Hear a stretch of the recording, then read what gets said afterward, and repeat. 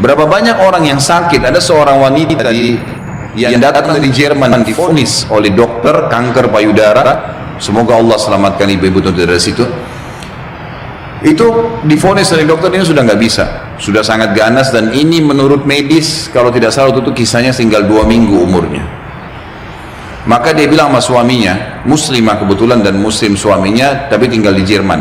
Dia bilang, saya ingin menghabiskan umur saya di Mekah aja. Ini sudah jelas dokter vonis 2 minggu, saya mau pergi ke sana. Suaminya ikutin, 3 hari urus visa, tiket segala, berangkat. Ringkas cerita, dari 14 hari waktu yang divonis oleh dokter, 3 hari sudah habis pengurusan visa dan proses berangkat sama 4 hari kurang lebih. Jadi sekarang tinggal 10 hari. Mulai dia masuk Masjid Haram setelah umrah, perempuan ini sudah nggak ada keinginan makan, dia duduk nangis saja depan haram. Dia nangisnya sebenarnya itu bukan minta disembuhin, dia percaya sama dokter. Dia cuma nangis dosanya yang pernah dia lakukan, dia menyesal kurangnya ibadahnya. Setelah 4 hari berjalan dari 10 hari sisa, dan ini dia akan tinggalkan Mekah hari ke 6 hari dari setelah, jadi tinggal 2 hari lagi. Dia pun didatangi oleh salah satu marbot masjid, wanita muslimah pakai cadar. Di Masjid Haram memang ada petugas-petugas wanita ngatur shaf pakai cadar, dekatin dia, tanya dalam bahasa Inggris, kamu siapa, cerita, kenalan lah. Kemudian diceritakanlah kisah dia. Si muslimah marbot masjid ini yang umurnya masih sangat muda tersenyum lalu berkata, wahai saudariku, kenapa kau begitu yakin dengan vonis dokter? Bukankah ada orang yang sehat juga mati? Bukankah juga ada orang yang sakit mati? Kalau ajal sudah datang, Allah SWT panggil pasti mati. Kamu ikhtiar apapun tetap sama.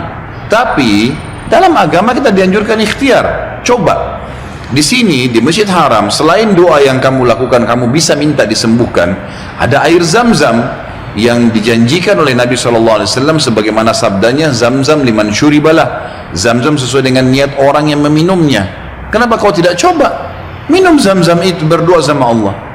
Kata perempuan ini, saya seperti baru dapat air segar yang sudah dari dalam keadaan saya luar biasa hausnya, bingungnya, nggak tahu harus ambil langkah apa.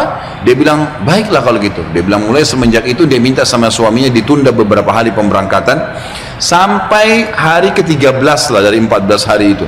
Dia bilang tiap hari saya cuma minum Zam-Zam, nggak makan, nggak minum yang lain. Tiap hari sambil berdoa kepada Allah Subhanahu Wa Taala. Pasrah udah, apa yang terjadi sudah berdoa sama Allah. Hari ke-13 dari 14 hari itu dia pulang ke Jerman. Dari bandara langsung ke tempat dokter, telepon dokternya sudah siapin ruangan ICU, mau dicek segala macam dan seterusnya. Begitu tiba di sana, dicek, difoto, dokternya kaget.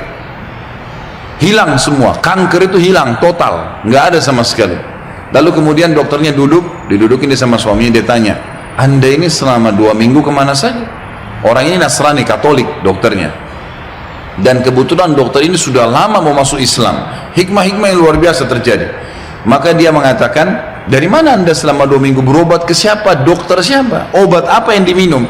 Dia bilang tidak ada. Kami seorang muslim dan kami berangkat ke Mekah, saya minum air Zam-Zam, gitu kan.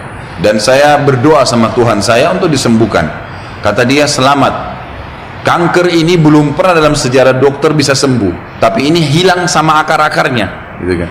Si perempuan tersebut menangis, suaminya menangis, bersyukur sama Allah. Yang anehnya, yang luar biasa pada saat itu, si dokter mengatakan, Bapak Ibu perlu tahu, dikeluarin Quran terjemahan dalam bahasa Jerman dari lacinya. Dia bilang, saya sudah pelajari Islam 10 tahun. Saya ingin mencari sesuatu yang menyentuh hati saya supaya saya mau ngandut Islam. Tapi belum ada sesuatu yang berat. Tapi kejadian ini karena bidangnya dia tahu, dia spesialis kanker payudara. Dia mengatakan ini ya sudah cukup membuat saya syahadat. Maka dia syahadat lagi. Maka kita bisa lihat bagaimana keyakinan yang sedang kita bahas ini bukan main-main. Ini cuma contoh sebagian kecil ya. Terlalu banyak contoh yang seperti ini, terlalu banyak keajaiban-keajaiban yang luar biasa. Mudah-mudahan pada saat terlintas kisah apa saya akan sebutkan nanti. Tapi seperti itulah ya, yang bagian kecil daripada rububiyah yang sedang kita bahas.